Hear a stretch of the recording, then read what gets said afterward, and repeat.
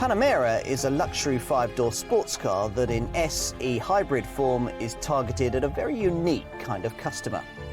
If you can afford one, then the idea of a 4-seat, 167-mile-an-hour Porsche that returns over 91 miles to the gallon and emits just 71 grams per kilometre of carbon dioxide may be tempting indeed. This is a car like no other.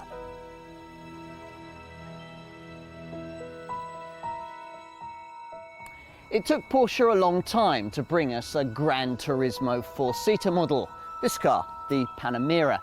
But since its launch in 2009, a ready band of buyers around the world have found it very well worth waiting for. The typical 911 purchaser might venture from the driveway a little more frequently than on high days and holidays, but Panamera people use their cars extensively, with typical average annual mileages of over 18,500. For these customers, this Porsche is a business tool that must make sense on the bottom line, a requirement the Stuttgart brand always promised to better serve as this model's lineup developed, conventionally with a 3-litre V6 diesel and unconventionally with the version we're going to look at here, the most economical Porsche of all time, the Panamera S E-Hybrid. Its designers claim this to be one of the most efficient cars you can buy.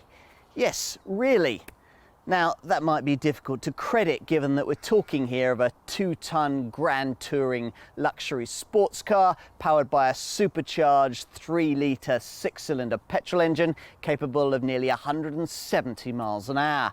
But it's just a question of adjusting your frame of reference. Consider this question from the point of view of how much horsepower you get for every gram of CO2 your car emits, and the results you'd expect are turned on their head. An apparently eco-conscious model like Toyota's Prius Hybrid produces 98 brake horsepower and emits 89 grams per kilometre of CO2. That's just 1.1 brake horsepower per gram per kilometre. In contrast, this Panamera, with 416 brake horsepower and emissions as low as 71 grams per kilometre, works its engine for an impressive 5.9 brake horsepower for every gram of carbon dioxide it emits, which does indeed make it one of the most efficient production cars on sale to executive buyers. This really is a very different proposition from the original hybrid Panamera, with its ancient nickel metal hydride battery, feeble electric motor and pathetic electric-only driving range. With this car, you can plug into the mains, go 5 times as far on electric-only power and enjoy far more spirited performance, yet do all of that with super mini-star running costs. As Porsche puts it, these are thrilling contradictions. Let's see if this car can deliver on its claims.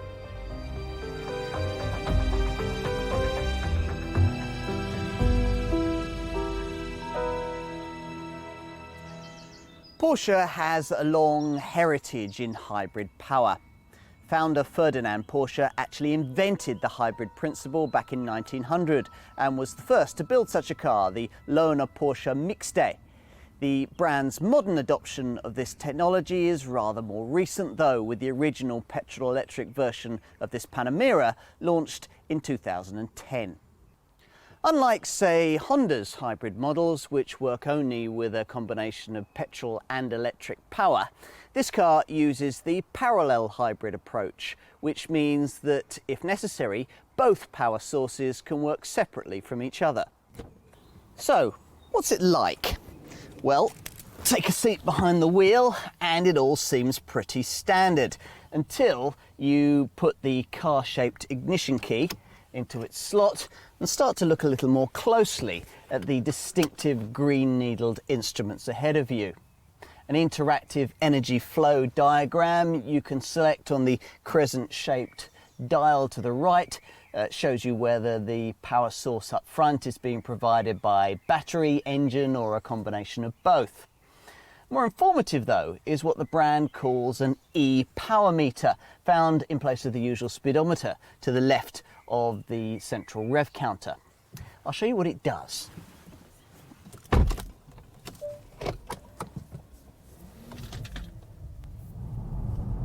Or at least I will, just as soon as I've got over a level of hush suggesting that this car does at last now have some proper all-electric capability. The original Panamera Hybrid hardly ever delivered that. This car is very different in a way you can carefully monitor via the e-power instrument dial that I was just talking about. Frugal use of the throttle will see its needle rise from its ready position into the efficiency section of the dial. When you come off the gas or brake, it'll shift downwards into the charge section as energy recuperation kicks in. Use heavier acceleration and the green pointer will sway upwards into the percentage power section, culminating in the red boost segment at the top during kickdown. This model variant is crucial for the brand, not only because of the interest in hybrid power in Porsche's core US and Chinese markets, but also because of the lack of a really powerful conventional diesel alternative in a range that, quite frankly, really needs it. Given that the 4.2-litre V8 TDI unit the company uses in its Cayenne SUV won't fit beneath the bonnet of a Panamera, buyers in this model range seeking high performance with high frugality really need another option, and this is it. Much then depends on this petrol-electric hybrid version, the two-wheel drive model that now uses much of the high-tech cleverness you'd pay more than 7 times as much for in Porsche's 918 Spyder hypercar. Primarily, that means plug-in technology, so you can now charge this car from the mains when you're not driving the thing. And because the old Panamera S Hybrid's ancient nickel metal hydride battery has here been replaced with a high-tech lithium-ion unit with over 5 times the storage capacity, when you do set off, you'll have a decent electric-only operating range to play with. To be specific, somewhere between 11 and 22 miles, depending on speed and conditions, which is quite a step forward, given that the original version wouldn't go much more than a mile or so before its engine cut in. But this car isn't only about frugality. That battery boosts performance too, aided by a 95 brake horsepower electric motor that's over twice as powerful as before. What hasn't changed is the 333 brake horsepower Audi-sourced 3-litre supercharged V6 petrol engine that it's paired with. The two working together to create a combined system power output of 416 brake horsepower, accessed via 4 selectable operating modes: e-power, hybrid, e-charge and sport. Unless the temperature's below freezing or you've forgotten to charge the car up, you'll always be starting off in electric-only e-power, in which near silent guise the car is capable of an impressive maximum speed of as much as 84 miles an hour. When the battery range is used up or you need to use the kickdown for rapid acceleration, the car will automatically switch to petrol-electric hybrid mode, a setting you might also want to switch to early if, for example, you want to save the battery charge for some city driving later on in your trip. Mind you, that may not be necessary thanks to the clever e-charge option, which can charge that battery as you drive. Finally, there's the sport mode, which harnesses the power of the petrol engine with the full boost of the electric motor to spirit this 2-ton luxury sports Gran Turismo to 62 miles an hour in just 5.5 seconds en route to 168 miles an hour. Enough with what lies beneath the bonnet. We need to talk more about the driving experience. This model was always intended to be a more dynamic choice in the luxury segment, a sports car with 4 passenger doors that happened to be able to seat a quartet of people in comfort. Porsche's perspective was that if that was the case, then it was hardly reasonable for buyers to expect it to ride like a Rolls-Royce. Behind the scenes, though, their engineers have put an awful lot of work into getting the ride of this car a little closer to customer expectations in this sector. Hence, a range of suspension tweaks which have meant this Panamera's ride at low speed over poor surfaces is significantly better than it was before. This was probably the first thing I noticed when I got behind the wheel of this car. Though, to be fair, this E-Hybrid model starts out with an advantage in the standard fitment of a clever adaptive air suspension system that's optional on lesser Panamera variants. This automatically keeps the vehicle level constant, regardless of the load distribution. Plus, there's a manual lift function enabling you to raise the body by 20 millimeters to reduce the risk of grounding. The system works in conjunction with the PASM, that's Porsche Active Suspension Management, electronic damping control system that offers normal, sport and Sport Plus settings to vary the ride from cosseting to clinically precise. The driver-orientated Sport Plus setting is even cleverer if you've had the air suspension fitted. Select this mode and the ride height automatically drops by 25 millimeters and the springs harden. If that's something that you're likely to be activating very often, then there are 3 other extra cost options that you really need to be considering for this car. The first is a feature almost all Panamera buyers choose, the Sport Chrono package that gives even sportier tuning of the engine and chassis setup. It quickens gearbox shift times and offers an F1 style launch control setup for quick getaways. Going further means adding PDCC Porsche dynamic chassis control to limit cornering roll and get yourself an electronically regulated rear differential lock for extra rear wheel traction. Further cornering vim can be encouraged by a Porsche Torque Vectoring Plus system that works through the twisty stuff to counter both understeer and wheel spin by lightly micro braking whichever front wheel is threatening to lose grip. As a result, the car's kept planted through the tightest turn and you're fired on from bend to bend. It's the Panamera way.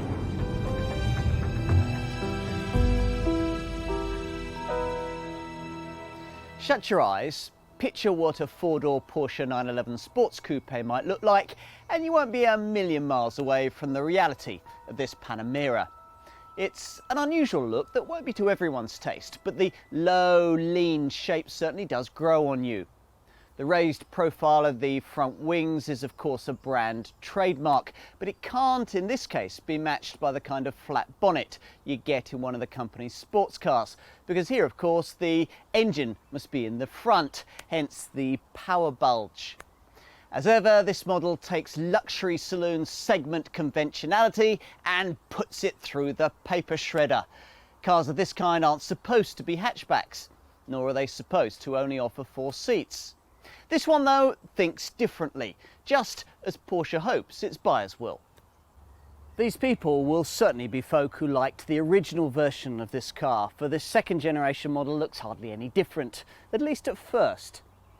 Peer a little closer though, and the differences become clearer. At the front, there are larger air intakes that are even bigger on the V8 models, as well as smarter bumpers and sleeker bi-xenon headlamps with LED daytime running lights. Move to the side and owners of the Mark I design might note the more swept back windscreen that extends the silhouette, the sharper profile lines and larger glass area. Asian markets get a long wheelbase body shape, but Porsche doesn't believe there'd be enough take-up for that here. As usual, colour contrasting brake calipers give away the nature of the engine beating beneath the sculpted bonnet. In this case, the striking lime green hue is indicative of hybrid motoring. At the rear, Porsche has aimed for a lower stance and a wider look by widening the rear screen, increasing the size of the LED light clusters and lowering the number plate to a position just above the level of the model-specific tailpipes. As before, the detailing is superb. Take the way the now wider rear spoiler opens upwards and outwards in 2 parts. A beautiful touch. And inside, well, if you thought the second generation model exterior changes were difficult to spot, you'll find it even harder to notice any of the updates made to the driver-centric cockpit with its 5 circular dial spaces you view through this grippy 3-spoke wheel. So we're here provided with more of the same. a Porsche sports car that also happens to be a super luxury saloon, which means that, as before, the low-slung seating layout with its perfect positioning and almost infinite adjustability really is quite similar to a 911's, while the tall central console that runs down the middle of the cabin hems you comfortably in, fighter aircraft cockpit style. The centre console extends right to the back of the car, firmly defining this model as a four-seater and enabling the designers to create purpose-built sports chairs at the back rather than an indented bench upon which, at higher cornering speeds, occupants would quickly be rolling about. Back here, these aren't the compromised pews you'd expect to find in something professing to be a four-door sports car. Instead, offering standards of head and legroom not really that far off Mercedes S-Class or BMW 7 Series saloon standards. The seats are even positioned a little more centrally than those ahead, so you get a decent view of the action going on up front. Or you can simply relax in leather-lined luxury. As you might expect, this E-Hybrid model really suffers in practicality terms, given that its battery pack must be housed beneath its boot floor. As a consequence, you'll get only 335 litres here, though you can extend that to 1,153 litres if you flatten the rear bench.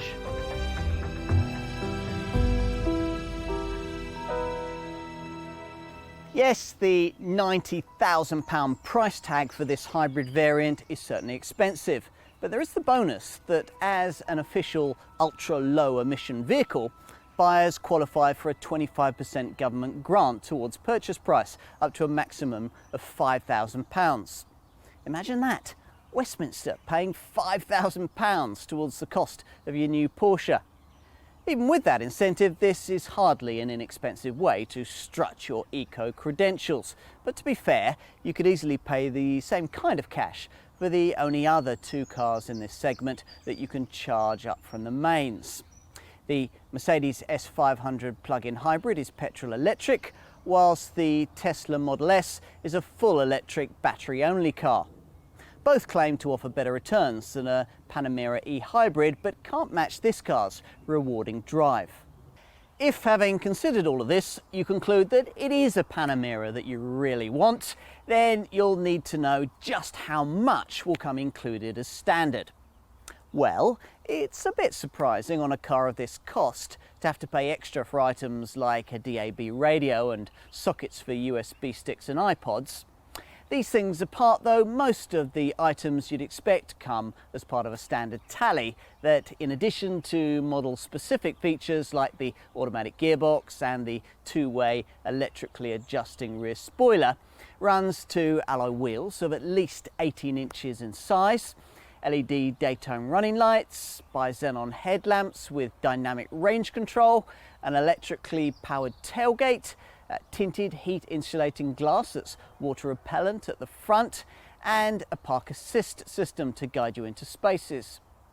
Inside there are 8-way electrically adjustable heated comfort seats with leather trim, satellite navigation, cruise control, a leather trimmed multi-function sports steering wheel, climate control with pollen and carbon filters, Bluetooth compatibility, a trip computer, a 10-speaker stereo operable from a 7-inch colour touchscreen, plus a 2-year subscription to a sophisticated vehicle tracking system to locate your car should it get stolen. As you'd expect though, there are plenty of options. Let's start with the dynamic ones. Most will want to enjoy the adaptive air suspension that's optional on lower level Panameras, but standard on pricier models like this one.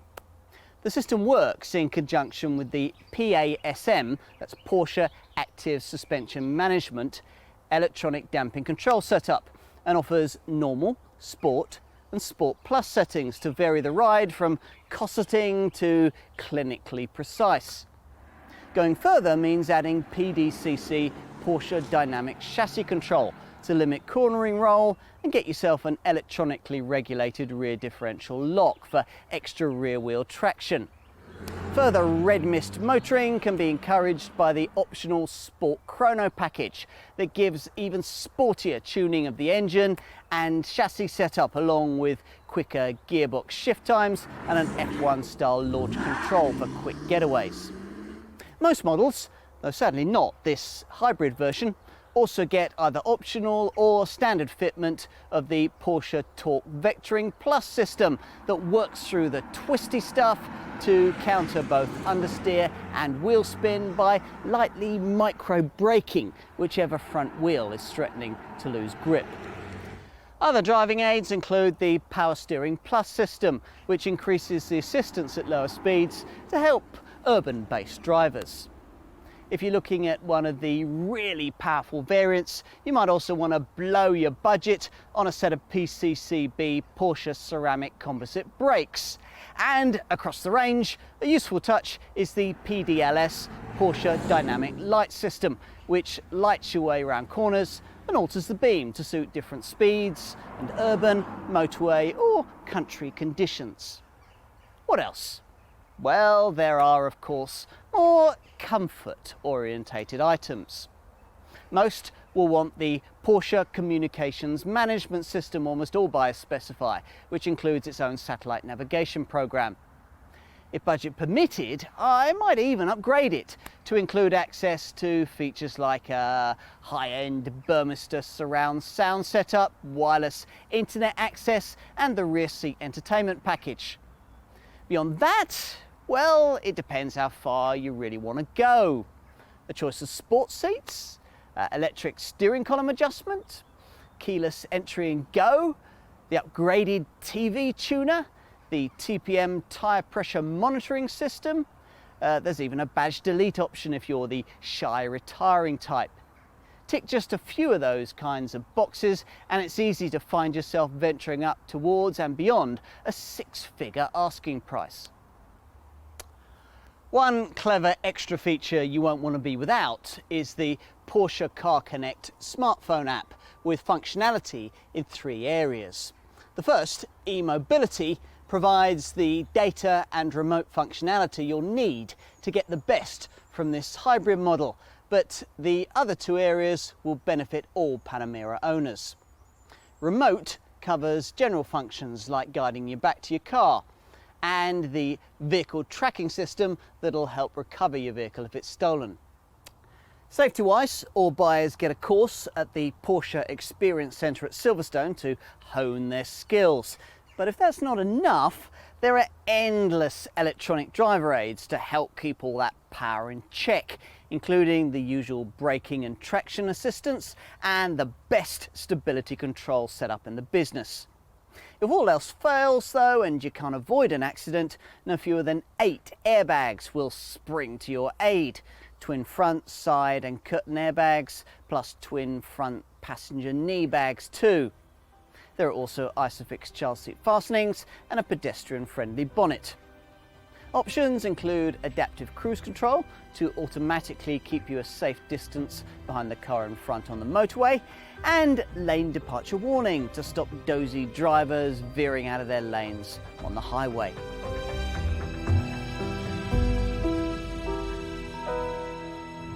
On paper, there's no doubt that this Panamera S E-Hybrid offers the most efficient option in this model's revised lineup.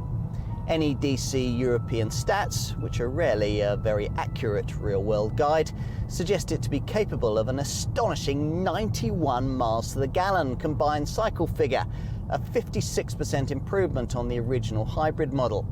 And there's an equally impressive CO2 reading of 71 grams per kilometre, enough to officially classify it as an ultra-low emission vehicle. Of course, much depends on how, where and when you drive. After all, if, like many people, your daily journey to work occupies a round trip of less than 10 miles, then your weekly business commute in an S E-Hybrid could end up being completely fuel-free.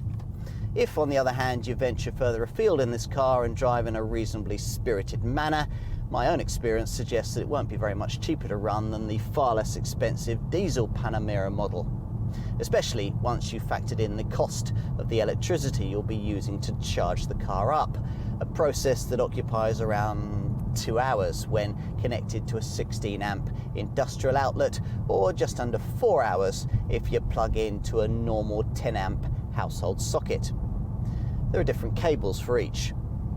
To be fair, you can remotely set your charging times to take advantage of cheaper off-peak tariffs. What can be guaranteed are the tax benefits that come with e-hybrid motoring.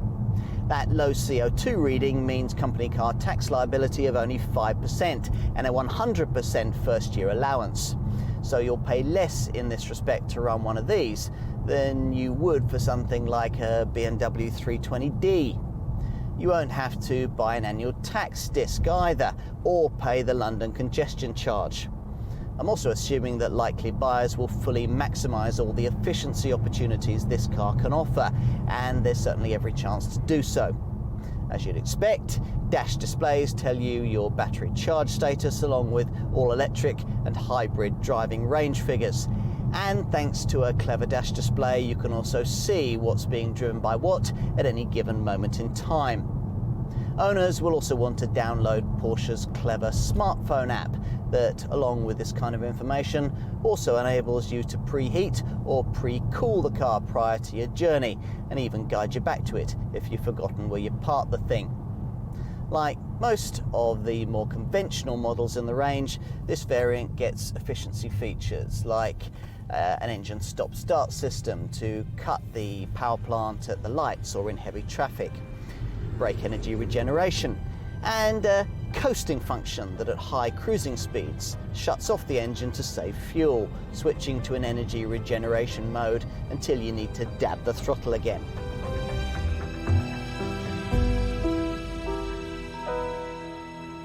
You won't be buying any motor car costing such a large amount of money on purely economic grounds, least of all this one.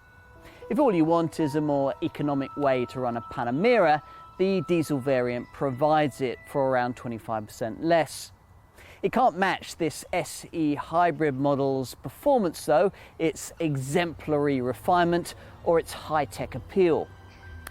In other countries, notably the US market this car was primarily designed for, these are nice-to-have advantages to group alongside this model's main selling point, the substantial tax breaks available to customers opting for hybrid power.